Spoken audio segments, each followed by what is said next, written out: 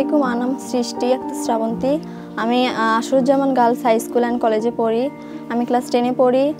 আর আমার স্কুল আমার বাসা থেকে অনেক দূর, তাও আমার যাতায়াতের অনেক সমস্যা হয়। আমি নিয়মিত স্কুল যেতে পারি না, স্কুলে গেলেও ঠিকমতো অ্যাটেন্ড করতে পারি না, পড়াশোনায় আমার সমস্যা হয়।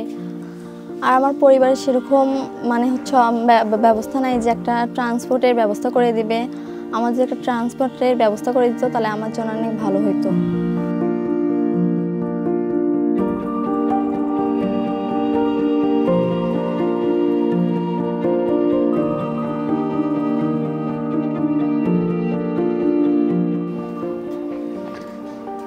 Selamünaleyküm.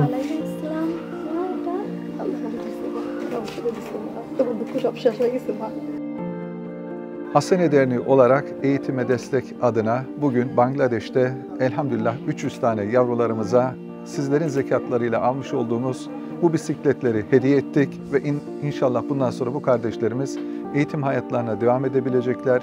Okul yolu ne kadar uzak olursa olsun bundan sonra gidebilecekler ve huzurlu şekilde de evlerine dönebilecekler.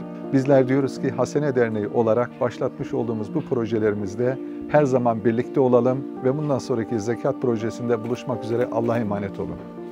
আলহামদুলিল্লাহ, হাসিনা ইন্টারন্যাশনাল তরফ থেকে আমি এই উপহারটা পেয়ে অনেক খুশি হচ্ছি।